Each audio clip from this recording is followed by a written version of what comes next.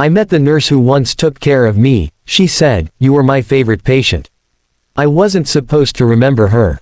Most people don't remember the face they see when they're hovering between life and death. Most people don't remember the steady hands that wipe their tears when they're too weak to lift their own. But I remembered her eyes. Calm, patient, unshakably kind. And the day I saw those same eyes again, 12 years later, I froze in the middle of the hospital corridor like a ghost had just spoken my name. Before I tell you what happened next, I want to ask you something. If you believe in kindness, in second chances, in the quiet miracles that happen when one human chooses to care for another, take a second to like this video, comment where you're watching from, share it with someone who needs hope, and subscribe to the channel. Stories like this remind us that even our darkest days can bloom into something beautiful. I was 10 years old when my world collapsed into the sterile white walls of St. Mary's Hospital. My mother had died the year before in a car accident, and my father, already fragile from years of overwork, fell into a depression he didn't know how to climb out of. One winter night, I developed a fever so high that I began hallucinating. By morning, I was unconscious. They said it was a severe infection that had spread too fast. They said if my father had waited another hour, I wouldn't have made it. I don't remember the ambulance. I don't remember the emergency room chaos. What I remember is waking up in a bed that smelled like disinfectant and fear. Tubes in my arms, machines breathing rhythm into the silence, and a woman sitting beside me, humming softly as if the room were not filled with beeping monitors. She had tied her dark hair into a loose bun, and her uniform looked slightly wrinkled from a long shift. But her eyes were steady. When she noticed I was awake, she didn't panic. She didn't rush. She just smiled like she had been waiting for me to return. My father couldn't handle hospitals. The guilt ate at him. He would come for short visits, sit awkwardly, then leave before the weight of the machines crushed him. So most nights, it was just me and her. Her name was Elena. She would tell me stories about the moon, about how even when it looked broken, it was always whole. She would adjust my blankets when chills racked my small body. When I cried because I missed my mother, she didn't shush me. She let me cry. She held my hand like my pain wasn't inconvenient. There were nights my fever spiked again, and I drifted somewhere between this world and another. In those blurry spaces, her voice was the rope that kept pulling me back. She would say, gently but firmly, that I was stronger than I knew. That I had too much life ahead of me to give up now. What I didn't know then was that she was fighting her own battles. Years later, I learned she had been working double shifts because her husband had left, leaving her alone with a daughter not much younger than me. She was drowning in debt.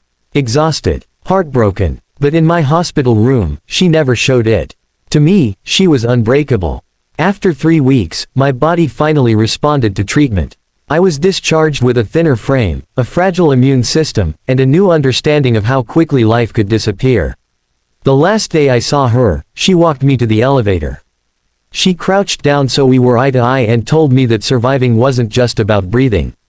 It was about living bravely afterward. I wanted to say something profound in return. Instead, I just hugged her. Children don't realize when they're experiencing a turning point. But that hospital stay changed me. It planted a seed I didn't understand until much later. The years that followed weren't easy. My father's depression worsened before it got better. We moved to a smaller apartment. Money was tight. I grew up fast, learning to cook simple meals and manage bills while still trying to pass math exams. But every time things felt impossible, I remembered her voice in that dim hospital room telling me I was stronger than I thought. In high school, when classmates mocked my secondhand clothes, I remembered how she treated me like I mattered even when I felt small and disposable. When my father finally sought therapy and began slowly piecing himself back together, I saw the power of asking for help, the same power she had quietly modeled. By the time I graduated, I knew what I wanted. I wanted to be the person sitting beside someone else's hospital bed. Nursing school was brutal. Long nights, endless exams, clinical rotations that tested my stomach and my spirit. There were moments I doubted myself. Moments I wondered if I was chasing a childhood fantasy. But then I would walk past a patient room and see a scared child staring at the ceiling, and I would remember being that child. And I would keep going. I never saw Elena again after that day at the elevator. Street. Mary's eventually closed, replaced by a larger medical center across town. Records were transferred, staff scattered, life moved on. Until the afternoon everything circled back. I had just finished a grueling 12-hour shift at Riverside Medical Center. My scrubs were stained with coffee and exhaustion. I was walking down the cardiology wing when I saw a woman struggling to adjust a patient's IV pump. Something about the way she tilted her head felt familiar. The way she pressed her lips together in concentration. My heart started pounding before my mind caught up. She turned. Time collapsed. Her hair was shorter now, streaked with silver. Fine lines framed her eyes. But those eyes were the same, steady, kind, impossibly calm. She looked at me for a second, clearly trying to place why a grown man in navy scrubs was staring at her like he'd seen a miracle. I said her name before I could stop myself. Elena. Her expression shifted from confusion to curiosity. And then, slowly, to recognition that made my chest ache. She stepped closer, studying my face. I told her my name. I told her about the infection, about the winter, about the stories of the moon. Her hand flew to her mouth. And then she said the words that cracked something open inside me. You were my favorite patient. In that busy hospital hallway, surrounded by the hum of machines and the shuffle of hurried footsteps, I felt like I was 10 years old again, fighting for breath. She told me she remembered how stubborn I had been about taking medicine. How I insisted the hospital pudding tasted like glue. How I refused to sleep unless she promised the moon was still whole outside. I laughed, but my eyes burned. We found an empty break room and sat down. She told me her daughter had grown up and was studying engineering. She had eventually paid off her debts. Life had softened, though not without scars. When I told her I was now a nurse because of her, she went silent. She shook her head as if she couldn't accept the weight of that statement. She said she had just been doing her job. But it was never just a job. I told her about the patients who reminded me of myself. About the nights I stayed past my shift because a scared teenager needed someone to sit with him. About the quiet promise I made years ago in a hospital bed, that if I survived, I would pass the kindness forward. Her eyes filled with tears. She confessed there had been nights back then when she drove home wondering if any of it mattered. When exhaustion whispered that she was invisible. That no one would remember the small acts of care she poured into strangers. I reached across the table and told her she was wrong. Kindness echoes. It ripples outward in ways we may never see.